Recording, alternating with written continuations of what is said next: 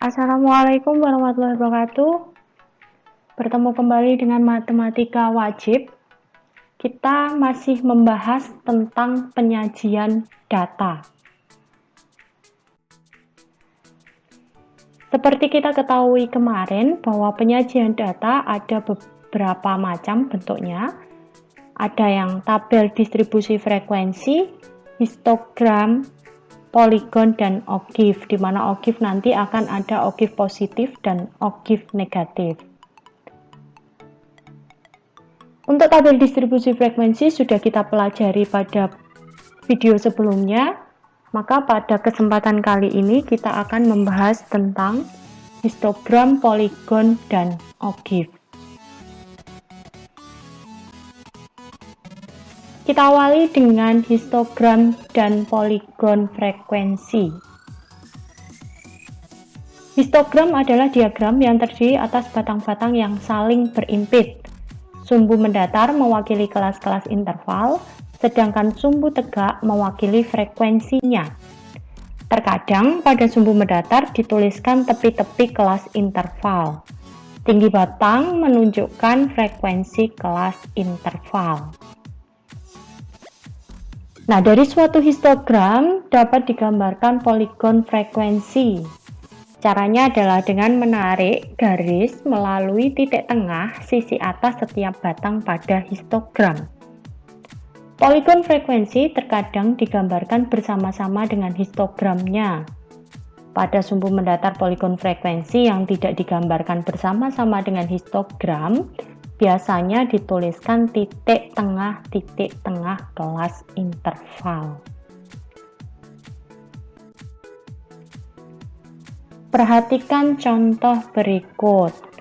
Lukislah kurva histogram dan kurva poligon dari distribusi frekuensi sebagai berikut. Jadi ada tabel distribusi frekuensi berkelompok, nanti disuruh melukiskan kurva histogram dan kurva poligonnya. Nah, untuk menyelesaikannya bagaimana? Langkah pertama adalah dengan mencari tepi bawah dan tepi atas masing-masing kelas. Seperti yang telah kita pelajari sebelumnya, bahwa untuk mencari tepi bawah adalah batas bawah masing-masing kelas dikurangi dengan 0,5. Sedangkan untuk mencari tepi atas adalah batas atas masing-masing kelas ditambah dengan 0,5. Sehingga pada kelas yang pertama, kelas 31 sampai 40, tepi bawahnya adalah 30,5, tepi atasnya 40,5. 41 sampai 50, tepi bawahnya 40,5, tepi atasnya 50,5. 51 sampai 60, tepi bawahnya 50,5, tepi atasnya 60,5. 61 sampai 70, tepi bawahnya 60,5, tepi atasnya 70,5. 71 sampai 80, tepi bawahnya 70,5, tepi atasnya 80,5. 81 sampai 90, tepi bawahnya 80,5, tepi atasnya 90,5. 91 sampai 100, tepi bawahnya 90,5, tepi atasnya 100,5. Nah, setelah itu kita gambarkan dalam koordinat. Kalau kita perhatikan, tepi atas kelas pertama itu nanti akan menjadi tepi bawah kelas kedua. Tepi atas kelas kedua akan menjadi tepi bawah kelas ketiga dan seterusnya. Sehingga kalau kita gambarkan, maka persegi panjangnya akan berimpit.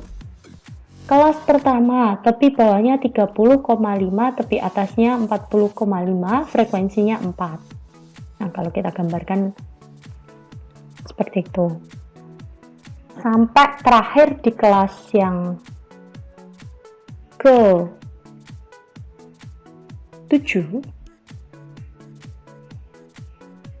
tepi bawahnya 90,5, tepi atasnya 100,5, frekuensinya 3. histogramnya sudah terbentuk. Nah, untuk mencari poligon frekuensinya bagaimana? Dengan mencari titik tengah masing-masing kelas.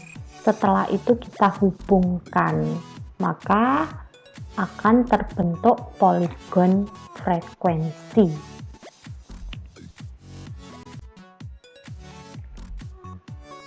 Kemudian yang selanjutnya adalah OGIF. OGIF adalah grafik yang digambarkan berdasarkan data yang sudah disusun dalam bentuk tabel distribusi frekuensi kumulatif. Untuk data yang disusun dalam bentuk tabel distribusi frekuensi kumulatif kurang dari, grafiknya berupa OGIF positif. Sedangkan untuk data yang disusun dalam bentuk tabel distribusi frekuensi kumulatif lebih dari, grafiknya berupa OGIF negatif.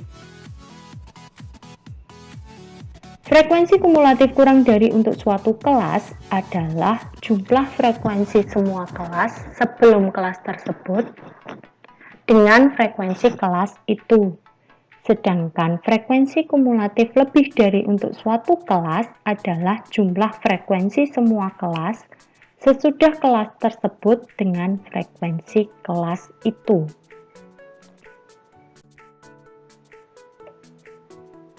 Nah, perhatikan contoh berikut.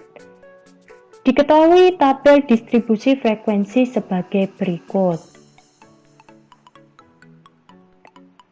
Kemudian dari tabel tersebut, buatlah tabel distribusi frekuensi kumulatif kurang dari dan lebih dari, kemudian gambarlah OGIF-nya.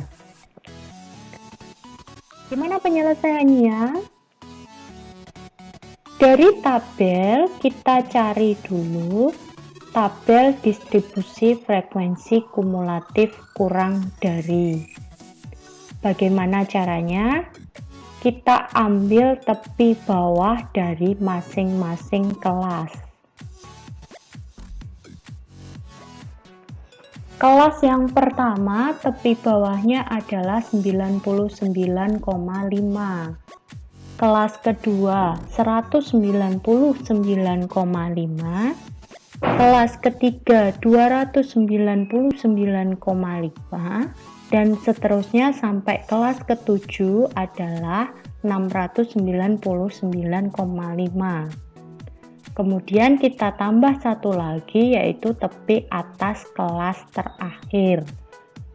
Tepi atas kelas terakhir adalah 799,5. Setelah itu kita cari frekuensi kumulatifnya. Frekuensi kumulatif yang kurang dari 99,5 sebanyak 0. Karena dari data yang tersedia, dia nilainya tidak ada yang kurang dari 99,5. Kemudian yang kurang dari 199,5 sebanyak 15. Ini kita peroleh dari frekuensi kelas pertama. Kemudian yang kurang dari 299,5 sebanyak 35. Dari kelas pertama dan kelas kedua. Yang kurang dari 399,5 adalah 65. Diperoleh dari frekuensi kelas pertama ditambah kelas kedua ditambah kelas ketiga. Yang kurang dari 499,5 sebanyak 90 dari kelas pertama, kedua, ketiga, dan keempat. Yang kurang dari 599,5 sebanyak 105. Diperoleh dari kelas pertama, kedua, ketiga, keempat, dan kelima. Yang kurang dari 699,5 sebanyak 115 dari kelas pertama, kedua, ketiga, keempat, kelima, dan keenam. Yang kurang dari 799,5 sebanyak 120, yaitu dari semua kelas. Bagaimana menyusun tabel distribusi frekuensi kumulatif lebih darinya? Caranya sama, tetapi kita pakai yang lebih dari. Yang lebih dari 99,5 sebanyak 120. Karena dari data kalau kita lihat semua nilainya lebih dari 99,5. Yang lebih dari 199,5 berarti dari kelas kedua, ketiga, keempat, kelima, keenam, dan ketujuh. Yang lebih dari 299,5 berarti mulai kelas ketiga, keempat, kelima, keenam, ketujuh. Yang lebih dari 399,5 sebanyak 55 dari kelas keempat, kelima, keenam, dan ketujuh. Yang lebih dari 499,5 sebanyak 30 dari kelas kelima, keenam, dan ketujuh. Yang lebih dari 599,5 sebanyak 15, yakni kelas keenam dan ketujuh. Yang lebih dari 699,5 sebanyak 5, yaitu kelas ke-7.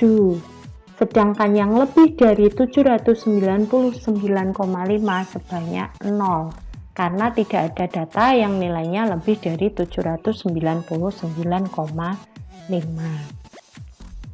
Nah, dari frekuensi kumulatif kurang dari dan distribusi frekuensi kumulatif lebih dari, kita gambarkan diagramnya sebagai berikut.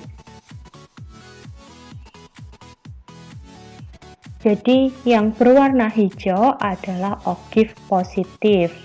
Oktave positif diperoleh dari tabel distribusi frekuensi kumulatif kurang dari.